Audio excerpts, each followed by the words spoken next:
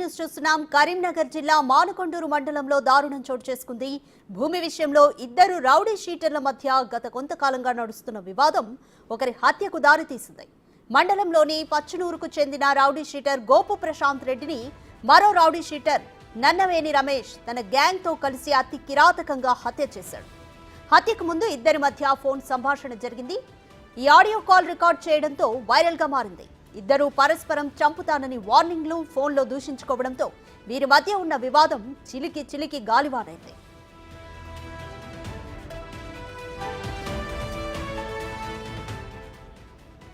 ప్రశాంత్ను చంపుతానని challenge చేసిన రమేష్ తన gang తో కలిసి రెక్కి నిర్వహించి మరీ హత్యకు పథకం వేశాడు.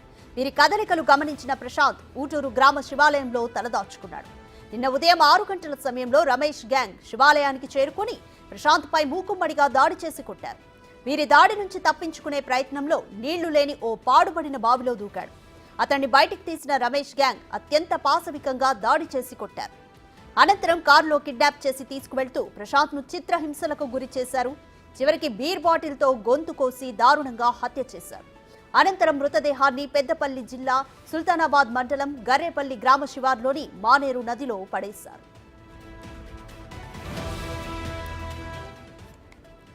స్థానికుల సమాచారం మేరకు రంగంలోకి దిగిన పోలీసులు Karimnagar rural ACP Venkataramana, Manakondur CI Madasu ఆధ్వర్యంలో గాలింపు చర్యలు చేపట్టి మానేరులో ప్రశాంత్ మృతదేహాన్ని గుర్తించారు.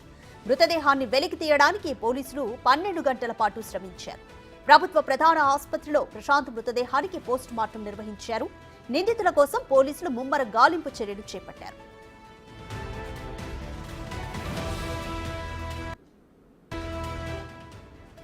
ప్రశాంత్ రెడ్డిని దారుణంగా మట్టుబెట్టిన రమేష్ గ్యాంగ్ హైదరాబాద్ కు పారిపోయినట్లుగా పోలీసులు గుర్తించారు. కరీంనగర్ పోలీస్ కమిషనర్ అభిషేక్ మహంతి ఈ హత్యపై ప్రత్యేక దృష్టి పెట్టారు. మద్యం మత్తు, గంజాయి సేవించిన కారణంగానే ఇటువంటి దారుణ సంఘటనలు చోటు చేసుకుంటాయని కమిషనర్ పేర్కొన్నారు. సికింద్రాబాద్ లో ఈ గ్యాంగ్ ను అదుపులోకి తీసుకున్నట్లు సమాచారం అందింది. అయితే పోలీసులు ఇంకా ధృవీకరించలేదు. గ్రామంలో పోలీసు బందోబస్తును పటిష్టం చేశారు.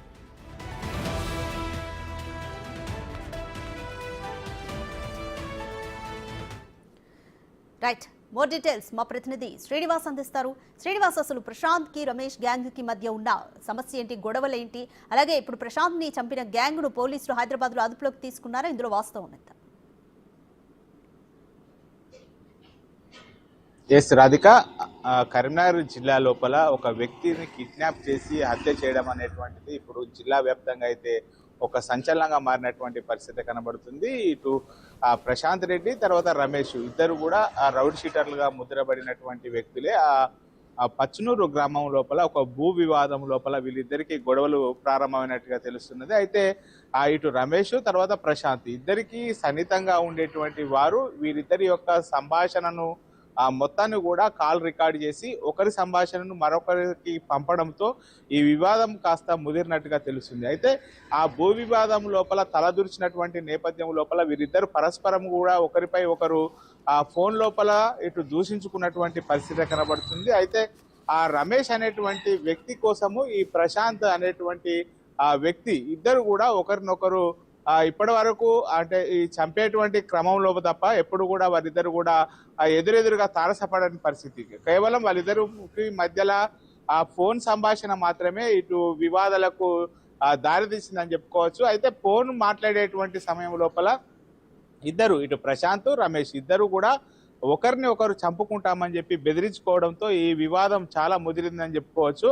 అయితే ఈ ప్రశాంత్ అనేటువంటి వ్యక్తి గోదావరి కన్ లోపల తలదూర్చుకున్నటువంటి నేపథ్యం లోపల ఇటు రమేష్ కూడా తన అనుచరులతో కలిసి ఆ గోదావరి కనికి వెళ్ళడం జరిగింది. ఎందుకంటే ఫోన్ మాట్లాడేటువంటి ప్రయత్నం లోపల దమ్ముంటే గోదావరికి రా అనే కోణం లోపల ఇటు ప్రశాంత్ మాట్లాడడంతో రమేష్ అతని కోసం వాకప్ చేసుకుంటూ గోదావరి కని కూడా వెళ్ళడం జరిగింది. గోదావరి కని లోపల కూడా అక్కడ రమేష్ ఆసు కోసం వెతికినటువంటి పరిస్థితి లోపల అక్కడ కనబడకపోవడంతో మళ్ళీ తిరిగి వచ్చనూరు గ్రామానికి వచ్చి ఆ గ్రామం లోపల ఇటు ఎవరైతే ప్రశాంత్ ఉన్నారో ప్రశాంత్ ఆనవాళ్ళ కోసం రమేష్ వెతుకునేటువంటి సమయం లోపల ఆ రోజు రాత్రి ఎలాగైనా కానీ రమేష్ అనేటువంటి వ్యక్తి తనను ఖచ్చితంగా చంపుతాడని చెప్పి ఆ ఊటూరు గ్రామం లోపల ఉన్నటువంటి ఒక శివాలయం లోపల రాత్రంతా కూడా తలదాచుకున్నటువంటి పరిస్థితి. అయితే ఆ శివాలయం లోపల ఉన్నాడు అనేటువంటి సమాచారం మేరకు రమేష్ అనేటువంటి వ్యక్తి ఆ ప్రశాంత్ కోసం శివాలయంకు వెళ్ళడంతో రమేష్ను చూసి ఆ ప్రశాంత్ పారిపోయేటువంటి ప్రయత్నం చేశారు. ఆ పారిపోయేటువంటి ప్రయత్నం లోపల ఆ శివాలయం దగ్గర ఉన్నటువంటి బావి లోపల పడడంతో ఆ బావిలో ఉన్నటువంటి ఆ ప్రశాంత్ను రమేష్ యొక్క అనుచరులు తమ వద్ద ఉన్నటువంటి బీర్ సీసాలతో కావచ్చు, తర్వాత రాళ్లతో మొత్తం కూడా ఇటు అతని పైన దాడి చేయడం జరిగింది. ఆ దాడి చేసేటువంటి క్రమం లోపల అతనికి తీవ్ర గాయాలు కావడంతో అతడు స్పృహ కోల్పోయినటువంటి పరిస్థితి. మళ్ళీ బావి నుంచి బయటకు తీసి రమేష్ మరియు అతని యొక్క అనుచరులు తమ వెంట తీసుకొచ్చుకున్నటువంటి వాహనం లోపల మొత్తం ఒక మెడకు తాడుతో కట్టి గుంజుకు వెళ్ళారని చెప్పి గ్రామస్తులు చెప్తున్నారు. అయితే వాళ్ళు వారించడంతో ప్రశాంత్ అనేటువంటి వ్యక్తిని ఆ జీబీ లోపల వేసుకొని ఆ కత్తితో పొడిచి చంపారు. ఆ మొత్తం కూడా శవం యొక్క ఆనవాళ్ళు తెలవకుండా అక్కడ పక్కనే ఉన్నటువంటి ఆ సమీపం లోపల ఉన్నటువంటి వాగులో పడివేసి వాళ్ళు పరారైనట్టుగా తెలుస్తున్నది. మొత్తానికైతే ఆ పోలీసులు ఆ గ్రామం లోపల ఉన్నటువంటి సీసీ కెమెరాల ఆధారంగా మొత్తం కూడా వివరాలు సేకరించారు. వాళ్ళు తప్పిపోయేటువంటి ప్రయత్నం చేసేటువంటి క్రమం లోపల హైదరాబాద్ లోపల పోలీసులు కూడా ఈ రమేష్ మరియు అతని యొక్క గ్యాంగ్ ఎవరెవరైతే హత్యకు పాల్పడ్డారో వాళ్ళందరినీ కూడా అదుపులోకి తీసుకున్నారు. కానీ ఇంకా ఇప్పటి వరకు పోలీసులు అయితే ధృవీకరించని పరిస్థితి. ఈ రోజు అరెస్టును చూపేటువంటి అవకాశం ఉన్నట్టుగా తెలుస్తుంది రాధిక మనకు. Thank you Srinivas.